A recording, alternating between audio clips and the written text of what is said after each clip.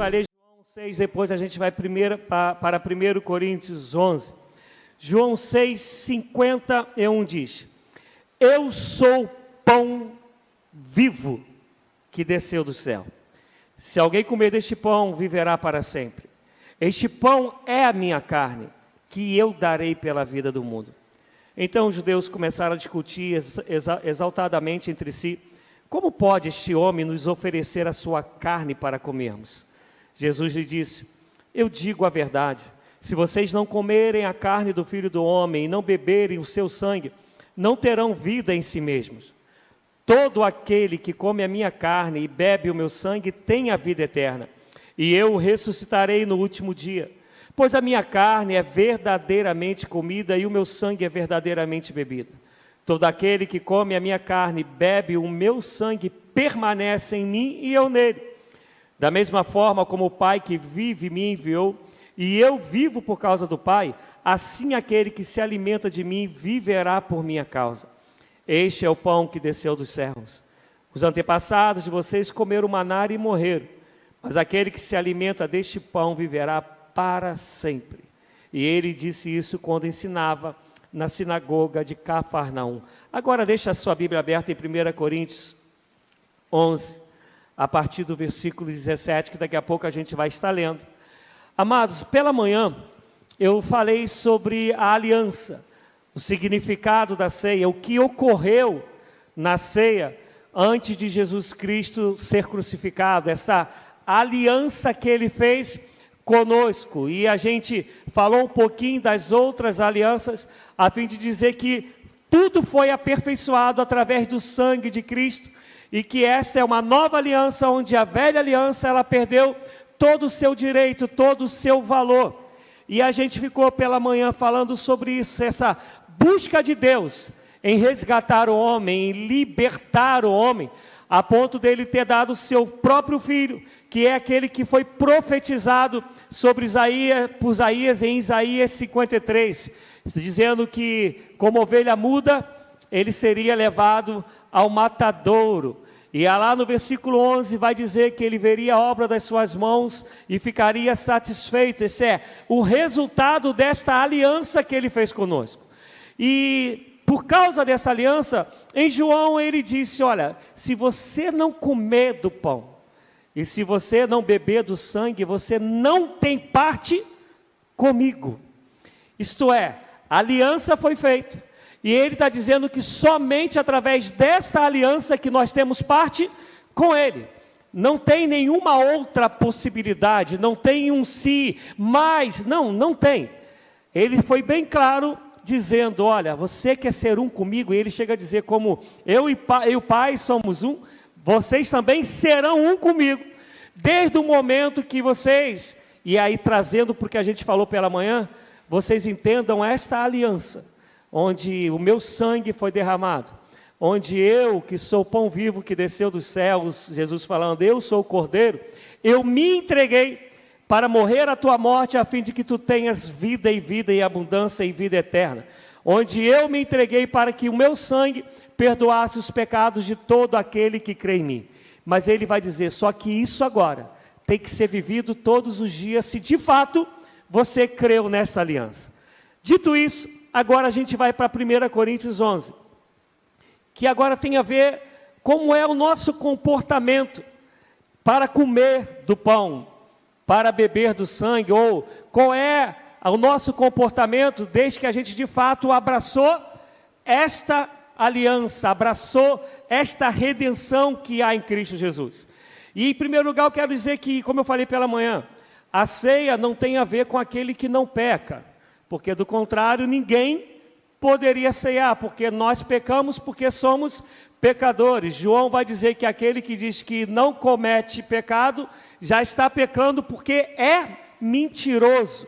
A gente participa da ceia porque a gente busca ter uma vida de santidade e crê que quando a gente peca, se arrepende e confessa, o sangue de Jesus nos purifica de todo o pecado, e do nosso pecado ele não se lembra mais. Amém, amados? Esse é o processo da ceia. Só que é o que eu quero falar hoje, o processo da ceia não é só no encontro desse onde a gente celebra a ceia, em memória do Senhor. Esse encontro da ceia, ele tem que ser um resultado daquele que todos os dias vive essa aliança, daqueles que todos os dias come e bebe, come do pão e bebe do sangue. E aí no versículo 17, Paulo vai dizer assim: entretanto, nisto que vou dizer, não os elogio. Outra tradução vai dizer, não vos louvo, pois as reuniões de vocês mais fazem mal do que bem. Ele está falando aqui da ceia, e algumas traduções vai estar escrito aí em cima, né? Tem um título, a ceia do Senhor. E eu quero aqui abrir um parênteses já rapidinho. Há um costume da gente, hoje eu também já li isso, algumas pessoas dizendo, né? A santa ceia do Senhor. E a gente vai colocando alguns momentos para dizer, eu já falei isso aqui uma outra vez, que alguns momentos são santos e outros não. E eu quero te dizer que quando você vai tomar o teu café em casa, ele é santo, amém, amados? Amém? Que esse amém não me convenceu não, hein? Né? Quando você vai beber a sua água em casa, é um momento santo, amém? Quando você abraça teu cônjuge, seu filho, quando você está no trabalho dando um bom testemunho, é um momento santo, amém? Quando você está na tua faculdade, você está na praia, está jogando futebol, se tua vida tem uma aliança com Cristo Jesus, todos esses lugares, todos esses momentos são santos, amém? Aí diminuiu o amém agora, né? Porque a gente tem que entender que se eu vivo em Cristo, se eu como, se eu bebo, se eu visto, se eu durmo, se eu acordo, eu faço tudo para a glória de Deus. Se eu faço tudo para a glória de Deus, então é santo. Ah, pastor, mas a gente peca. Não, eu acabei de dizer, a gente peca porque a gente é pecador, mas o desejo é que faça para a glória de Deus. E lembra que eu falei da oferta? É daqui dentro que ele vê primeiro, e se ele sabe se a gente está vivendo para ele ou não. Então é claro que a ceia é santa, mas ela não é santa porque ela é essa ceia. Ela é santa porque é feito pelo povo de Deus, santificado em Cristo Jesus, reunidos à mesa para glorificar aquele que é santo, santo, santo. Amém, igreja? Então é a ceia do Senhor, porque o santo é o nosso viver. O santo tem que ser e ser santo aquilo que é separado, aquilo que vive para a glória de Deus, para o projeto de Deus. Então no momento da ceia, que era para ser santa, porque essa não é santa, porque Paulo começa dizendo, quando vocês se reúnem, não é para algo bom, ao contrário, é para algo ruim. Antigamente, até o século VII, existia uma festa chamada a festa do amor, ou a festa ágape, porque a ceia lá no começo, se vocês lembram, o primeiro momento da ceia, quando Jesus está para ser traído, que ele está celebrando a Páscoa, e ali ele institui a ceia, era comilança, era comida de verdade. Quando a gente vai ler o texto, está dizendo lá, depois de ceiar, quer dizer, ele reparte o pão, o pessoal ceia, come, aí depois depois de ceiar, ele toma o cálice. Quando a gente vai ler em Atos 2, vai dizer que o povo se reunia na casa fazendo o quê? Na doutrina dos apóstolos, na oração, na comunhão e no partir do pão. Era comida, que era dado o nome de festa ágape, que dentro dessa festa, que era a festa do amor, tinha um momento que era o momento da celebração da ceia, da celebração desta aliança que Jesus Cristo fez conosco. Só que é dentro dessa festa, onde se celebra a ceia, que Paulo aqui começa a puxar a orelha do pessoal. Ele está dizendo, olha, quando vocês se reúnem, não é para bom, ao contrário, é para mal. E a gente vai ler mais o texto. Mas sabe o que estava acontecendo? O que era para ser o corpo de Cristo? O corpo de Cristo era para aquele que um serve ao outro. Era para aquele que, como eu preguei falando de Romanos, que a gente vai dar honra sempre ao outro, vai fazer com que o outro se sinta bem, o outro se sinta feliz, o outro seja suprido de todas as suas necessidades. Inclusive, quando a gente vai ler no começo da igreja, vai lembrar que o pessoal que vivia reunido, está dizendo que ninguém tinha falta de nada, porque um supria a necessidade do outro.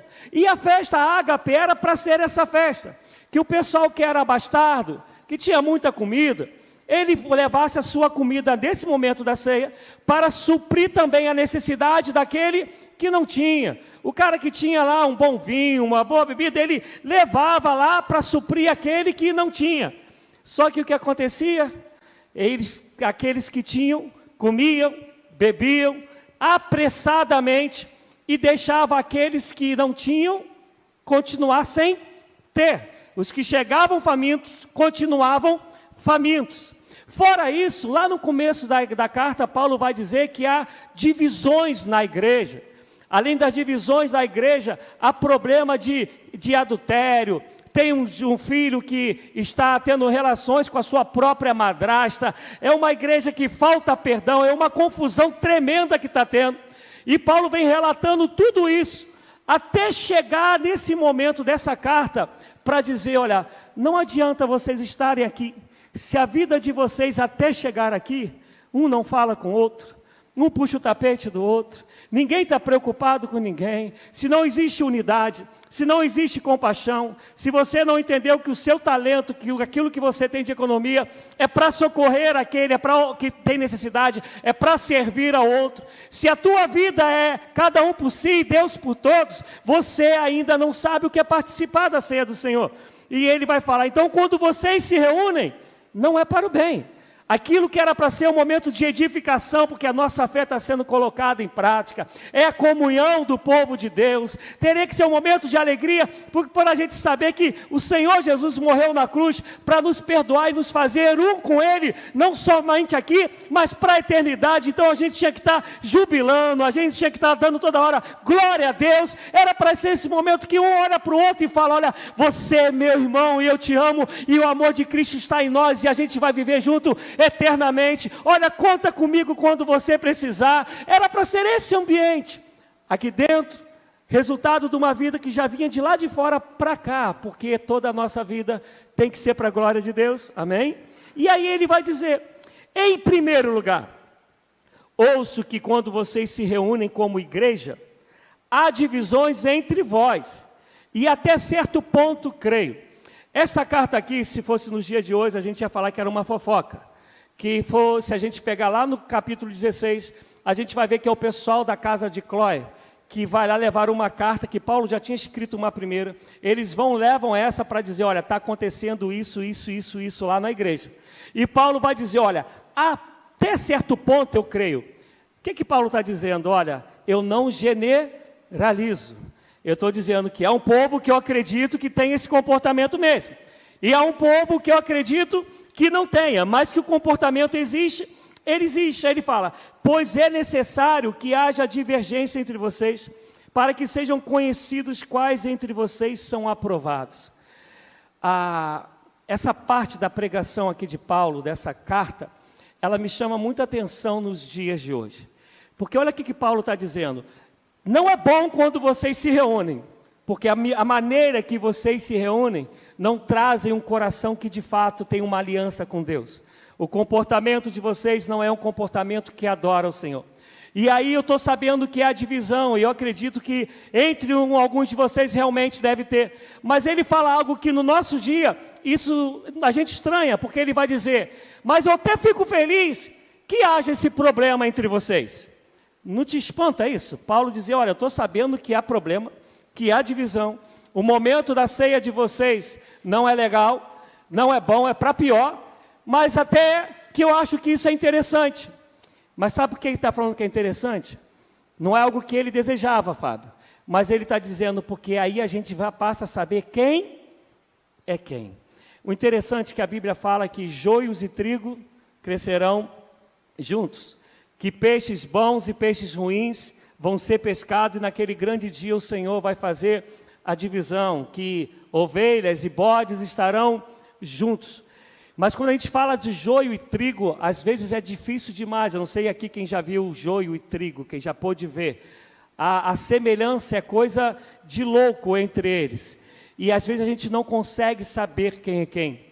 Paulo está aqui tratando de um problema, e ele está dizendo assim, mas eu fico de certa maneira aliviado, porque esse problema me faz saber quem é quem. dá para a gente vir e falar, olha, esse daqui tem que ser corrigido, esse daqui está caminhando segundo o Senhor. E Paulo está dizendo, de certa maneira isso é bom, porque não vai ficar mais mascarado. Lembra quando a gente leu sobre os fariseus, onde Jesus fala, hipócritas, esses que usam máscara, e tu não consegue saber, na verdade, quem é quem. Agora, olha o que Paulo está querendo dizer. Se tu de fato faz parte da aliança com o Senhor, tu não podes usar máscara. Tu não pode ter duas caras, tu não pode ser dissimulado. Ou você está em Cristo, ou você não está em Cristo. Ou você quer uma vida que viva de acordo com a aliança do Senhor, ou tu estás enganando a si mesmo. Em Mateus, uma passagem, onde Jesus está caminhando para Jerusalém com seus discípulos, e ele vê no monte de figueira, há uma figueira que ela tem flores, e todas as outras figueiras estão secas. E quando Jesus corre em direção a essa figueira que ela tem folhas, ele descobre que ela não tem fruto algum. Não sei quantos se lembram da passagem, e Jesus vai e amaldiçoa esta figueira. Ele vai para a cidade, no dia seguinte ele volta e a figueira ela está seca, e os discípulos ficam embasbacados. E aí talvez, eu não sei se você sabe o porquê que Jesus amaldiçoou a figueira. Sabe por quê? A figueira, quando ela tem folha, é porque ela já está carregada de fruto. Porque ela primeiro dá o fruto, para depois ela ter folhagem. E não era tempo de dar frutos. Mas no meio de um monte seca, tem uma que se acha que está falando assim, ó, eu estou bambambam. E ela tem toda uma folhagem. O que Jesus pensou? Se ela tem folhagem, logo eu vou ali saciar a minha fome. Ela tem fruto. E quando chega lá, ele amaldiçoa, porque ela aparentou ser uma coisa que ela não era. No Evangelho, amados, ou é sim, sim, ou é não, não. Não temos como agradar a dois senhores. O Senhor fez uma aliança conosco com seu próprio sangue. Nos deu o privilégio e a graça de dizer, quando vos reunirdes, fazer isso em memória de mim, anunciando o meu reino até que eu venha. E esse anúncio do reino dele só é real se o nosso caráter coaduna, se encaixa com aquilo que é projeto de Deus para nossas vidas. E a Bíblia diz que eu e você temos que andar na luz, para que todos vejam a nossa obra e glorifiquem ao nosso Pai. Amém, gente? Dá um silêncio que miséria e graça, né? Mas amém, amados? Não tem, você pode fazer um montão de coisas muito bacanas, mas preste atenção, Deus não nos chamou para fazer, Ele não nos chamou para ter, Ele nos chamou para ser. O fazer vai ser consequência daquilo que a gente é. Se eu não sou e faço aparentando como se de fato eu fosse, o Senhor nos reprova, Ele não nos aceita. Então ceia não é um momento de mística, ceia não é um momento de que se eu não fizer, algo de ruim vai acontecer, ou então eu não estou na comunhão. Comunhão se dá quando tua vida transborda de amor por Deus, e a tua vida só transborda de amor por Deus, se tu transborda de amor pelo teu próximo, porque João diz que se você diz que ama a Deus, a quem você não vê, e não ama teu irmão que você não vê, você é mentiroso, e a palavra do Senhor não está em nós. Então o Evangelho é comunhão. Evangelho é um coração doador. Evangelho é manifestação de misericórdia e de graça. Do contrário, amados, é religião. Você pode ser aplaudido pelo mundo lá fora. Podem dizer que você é a melhor pessoa do mundo, que você varre o teu quintalzinho, limpa a tua calçada, você quase não gasta água, dá bom dia e boa tarde a todo mundo, paga lá o leão, o imposto de renda, você faz tudo bonitinho. Mas se tua vida não vive o projeto de Deus, se tua vida não é transbordante de amor, de perdão, de graça e misericórdia, você ainda não entendeu a aliança que Jesus Cristo quer fazer com você. E é isso que Paulo está falando. Vocês fazem aquilo que o Senhor ordenou, só que a maneira que vocês fazem não é para o bem, é para o mal. Tu consegues pensar? Tu estás reunido aqui em qualquer outro lugar, e tu estás achando que é para o bem, e Deus está olhando aquilo, te reprovando, me reprovando, e falando que é para o mal. Só que o nosso coração gosta de nos enganar. E eu quero crer que eu estou aqui essa noite para que toda máscara saia de nós, que todo engano, até aquele que a gente não percebeu, seja jogado por terra em nome de Jesus Cristo. E ele vai continuar dizendo: quando vocês se reúnem, não é para comer a ceia do Senhor, porque cada um come sua própria ceia sem esperar pelos outros. O que ele está dizendo? Olha, eu cheguei, eu tenho comida, já coloquei na mesa e estou comendo. Os outros que chegar depois, o problema é deles. E é isso que ele está dizendo, que o pessoal que tinha, ele fazia, mas ele está falando, a gente tem que esperar pelos outros. Assim, enquanto um fica com fome, o outro se embriaga. Será que vocês não têm casa onde comer e beber? Ou desprezam a igreja de Deus e humilham os que nada têm? Que direi? Eu os elogiarei por isso? Certamente que não, pois recebi do Senhor o que também entreguei a vocês, que o Senhor Jesus, na noite em que foi traído, tomou o pão, e tendo dado graças, partiu e disse: isto é o meu corpo que é dado em favor de vocês, façam isso em memória de mim. Amados, quando a gente estava falando sobre Romanos 12, vai dizer que se nós estamos em Cristo, se nós aceitamos Cristo, nós todos estamos em Cristo, nós todos fazemos parte de um mesmo corpo, não estamos separados uns dos outros. Eu estava tentando lembrar em casa e não consegui, fui pesquisar e não consegui, mas tem um autor que ele fala que nós temos o costume, e esse costume ele vem depois de algumas décadas depois da igreja lá de Jerusalém. A gente tem o costume de orar de olhos fechados, mas esse autor ele vai dizer que no momento da ceia era o principal momento que nós teríamos que orar de olhos abertos, para que a gente pudesse olhar um para o outro e falar assim: ó, o corpo foi entregue, para que eu e você sejamos um. Eu tenho parte contigo e tu tens parte comigo. O pão foi entregue a cada um de um mesmo corpo, a fim de que todos juntos em Cristo sejam um só corpo. E a ceia, ela não tem esse significado lá fora para a gente. Esse momento aqui não serve nada.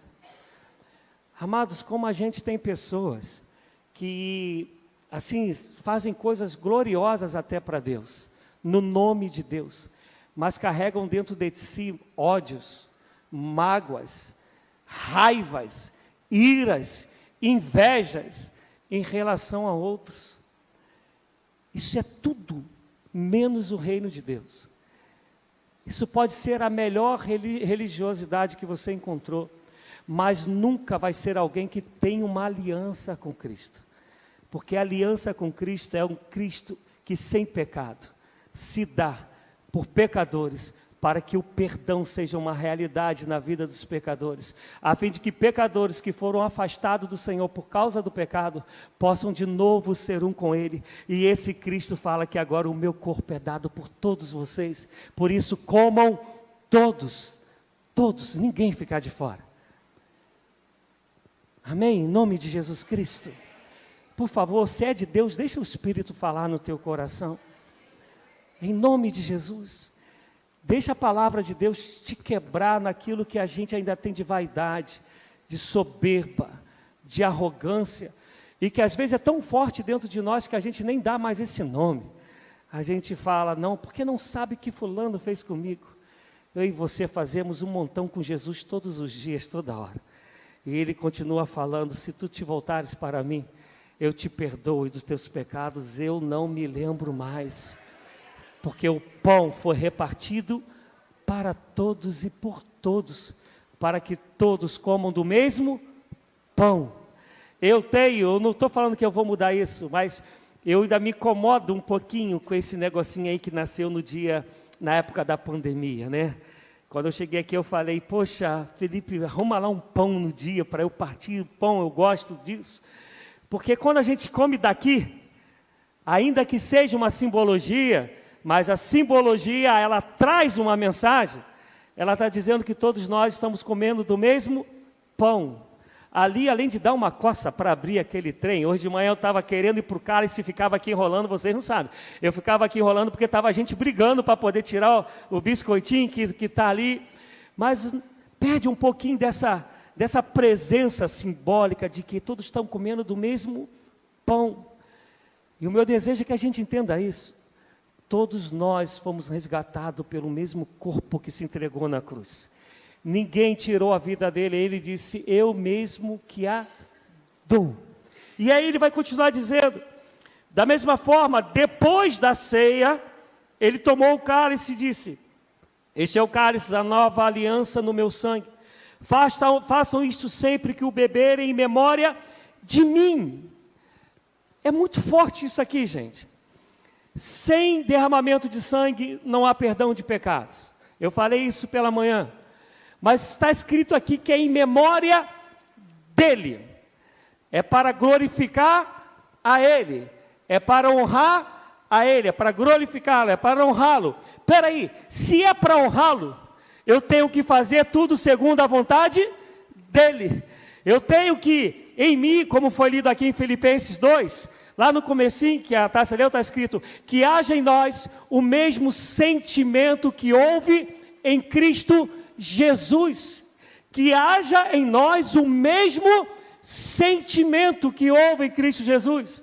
Jesus Cristo em João 20, 21 vai dizer, como o Pai me enviou, eu vos envio a vós, que haja em nós o mesmo caráter dele, a mesma graça, o mesmo amor, a mesma bondade, a mesma misericórdia, o mesmo desejo de criar pontes, de unir um com o outro, de um servir a outro. Se tiver que lavar o pé, a gente lava para que o nome do Senhor seja glorificado, que ele cresça, que eu diminua. Esse é o sentimento que há em Cristo Jesus.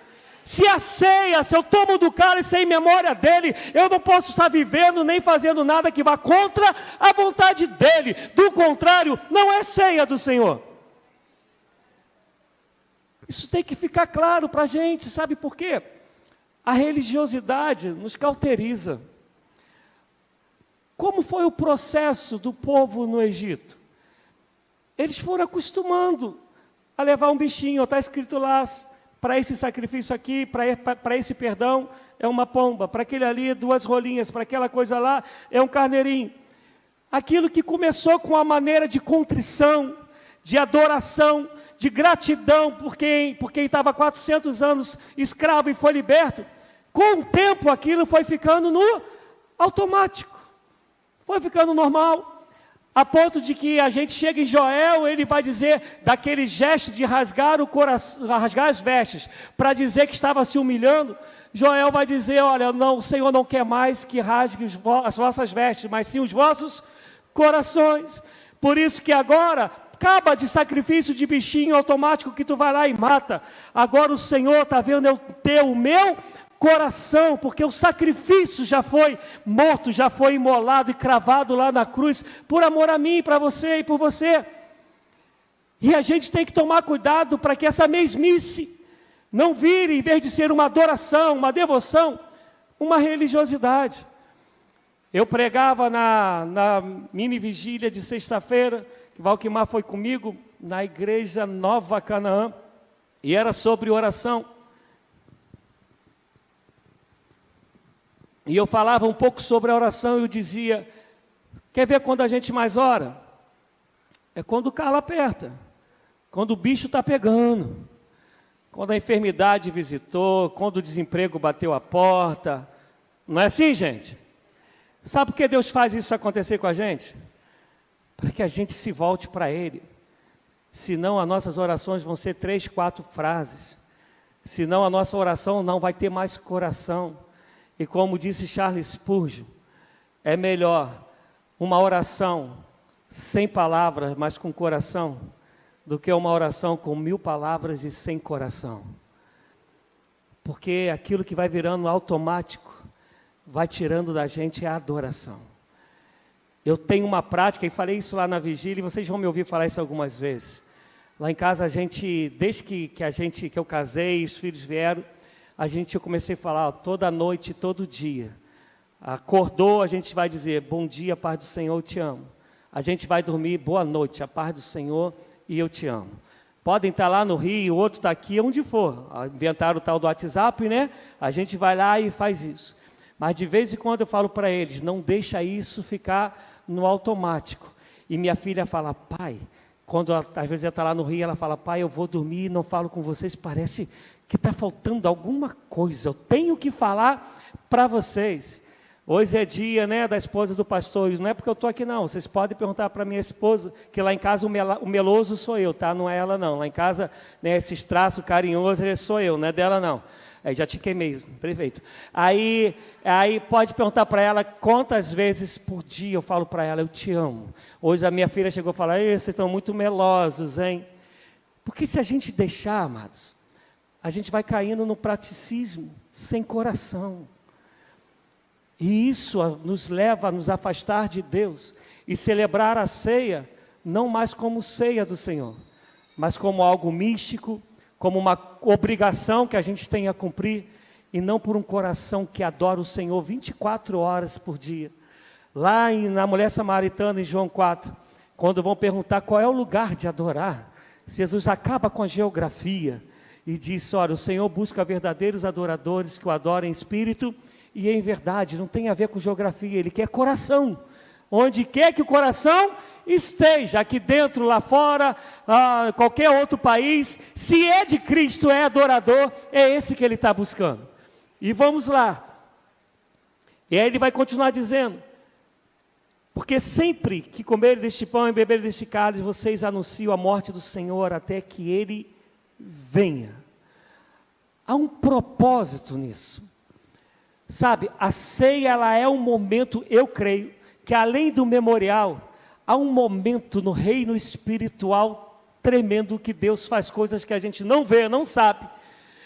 E eu creio nisso, não que há alguma mudança no pão, não, mas é essa consciência que se volta para Deus dizendo, Senhor, eu te adoro pelo teu sacrifício, eu te adoro, Senhor Deus, eu te agradeço pelo teu sacrifício no meu lugar, eu te agradeço, Senhor Deus, porque meu nome está escrito no livro da vida, eu te agradeço porque eu estou dizendo para principados e potestades que só Jesus Cristo é o Senhor, que Ele venceu a morte e ressuscitou ao terceiro dia, e há de voltar para buscar a tua igreja, a esse momento, mas Ele está dizendo que isso tem que ser feito para que todos saibam que Ele é o Senhor. E quando Ele está falando aqui, Ele não está falando só dos de dentro, porque aqui eu quero crer que se não todos, a esmagadora maioria sabe que Jesus Cristo é o Senhor, amém? Então se é para anunciar onde? Lá do lado de fora. Preste atenção, eu vivo a aliança lá fora, proclamo-a e me alegro nela junto com meus irmãos aqui dentro, para poder ir lá para fora de novo e vivê-la anunciando que Jesus é o Senhor, para voltar aqui uma vez mais e estar com meus irmãos, celebrando de novo, por isso que Ele falou, quando vos reunirdes. A gente passou a fazer uma vez por mês, mas Ele diz que é quando vos reunirdes, fazer isso em memória de mim. E aí para a gente caminhar para o final, Ele vai dizer, portanto, todo aquele que comer o pão ou beber o cálice do Senhor indignamente, será culpado de pecar contra o corpo e o sangue do Senhor. Acho que isso aqui não precisa nem explicação, né?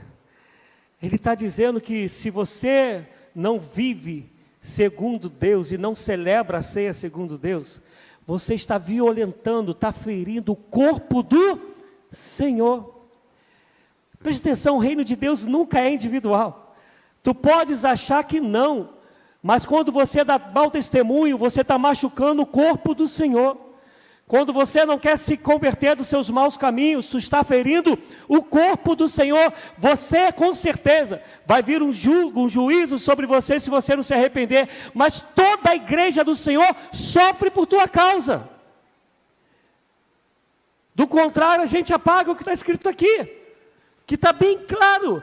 Ele está dizendo que você peca contra o corpo e o sangue do Senhor. O corpo e o sangue dele foi por causa de quem? Da igreja do Senhor, que somos nós. E aí depois ele vai dizer, examine-se cada um a si mesmo, então coma e beba o cálice, pois quem come e bebe sem discernir o corpo do Senhor, come e bebe para a sua própria condenação. Olha só, Quem come e bebe sem discernir o corpo. Tem a ver só contigo? Não. Tem a ver com o corpo. É você inserido na igreja do Senhor, que ele começou lá falando da igreja. Aí ele vai dizer, por isso há entre vocês muitos fracos e doentes, e vários já dormiram. Aqui esses dormiram é uma figura de linguagem para dizer que vários já morreram. Preste atenção, se puderem colocar aí os 2 últimos versículos que nós lemos para vocês acompanharem. Está dizendo, olha, se eu não vivo a aliança que o Senhor tem comigo, de fato e de verdade, todos os dias, e chego para celebrar a ceia, e o meu comportamento não é segundo a vontade de Deus, isso causa em mim, pode causar em mim, enfermidades. Está escrito aí, não está? E pode causar em mim morte, e aqui não é morte espiritual não, é morte física. Há uma mentalidade hoje que diz, não, Deus ele só fazia essas coisas de punir e tal lá no Velho Testamento. No Novo Testamento eles não fazem isso. Ananias e Safira, capítulo 5 de Atos, é novo ou Velho Testamento? É novo, não é? E o que aconteceu com eles? Morreram. Herodes, quando não deu glória a Deus, o que aconteceu com ele? Morreu, não foi? É o que é Velho ou Novo Testamento? É novo, né? Eu quero te dizer que não é do desejo de Deus, mas se necessário para que o nome dele não seja manchado e a glória dele permaneça, e a Bíblia me mostra que Deus pode e continuar fazendo essas coisas. E quem pensa ao contrário, não está lendo o mesmo texto que eu estou lendo. Que Paulo está dizendo que por causa disso, muitos estão fracos, enfermos, e muitos já dormiram. De maneira resumida, o que Paulo está falando? Se tu não é de fato da nova aliança, se tua vida de fato está em Cristo, não participe. Agora, se você for participar, saiba que Gálatas 5, se eu não me engano, 6, 7, né, fala que de Deus ninguém zomba, ninguém escarnece. Não pensa que tu está dando volta em Deus. Não pense que tu és mais esperto do que Deus. Não pense que Deus não esquadrinha os teus rins e sonda o teu coração. O que ele está dizendo? Você não quer uma nova aliança, você não é obrigado a tê-la. Pode ficar no teu cantinho e seguir tua vida. Agora não vem para cá para usar máscaras. Não venha para cá para fazer de conta. Por isso que Paulo havia dito, é melhor às vezes que aconteça essas coisas para a gente saber quem é quem, para a gente identificar, para a igreja do Senhor não ficar enganada. Mas ele disse, examine-se, pois, o homem a si mesmo. Mas se nós tivéssemos cuidado de examinar a nós mesmos, não receberíamos juízos. Quando, porém, somos julgados pelo Senhor, estamos sendo disciplinados para que não sejamos condenados com o mundo. Portanto, meus irmãos, quando vocês se reunirem para comer, esperem uns pelos outros. Se alguém estiver com fome, coma em casa, não vai pagar esse mico junto com os irmãos, para que quando vocês se reunirem, isso não resulte em condenação.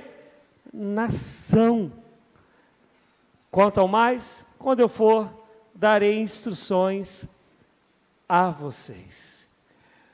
Eu quero, pelo menos é o meu desejo, que o Senhor tenha me usado com graça e misericórdia, para que a palavra dele tenha chegado no teu coração. Mas eu não sei o que o pessoal aqui vai tocar, mas eu quero te dar um tempo, para que você possa fazer o que está escrito aqui. Examine-se, pois, o homem a si mesmo. Repito, ninguém ceia porque é santinho. A gente ceia quando decidiu ter uma vida de santidade. Ninguém ceia porque está sem pecado. A gente ceia porque quando se arrepende, o Senhor perdoa os nossos pecados e dele não se lembra mais. A gente ceia porque o nosso coração está em Cristo e a gente fala para ele, eu quero ter uma aliança com o Senhor. Mas Paulo aqui é muito claro. Não dá para ser de qualquer maneira. Não dá para usar máscaras. Não dá para fazer de conta. Sabe, se você tem algo contra alguém, não espere o Senhor Jesus voltar, não espere o juízo chegar. Faça aliança com essa pessoa, peça perdão e perdoe em nome de Jesus Cristo. Para de levantar juízos, porque o Senhor teu Deus fez uma aliança de misericórdia, sabendo que eu e você não valemos nada, mas Ele nos ama e nos perdoa, e nos dá uma oportunidade de nascer de novo nele. Porque do contrário, amado, o juízo que virá não é do homem, não é da igreja metodista. O juízo que vem é do Senhor.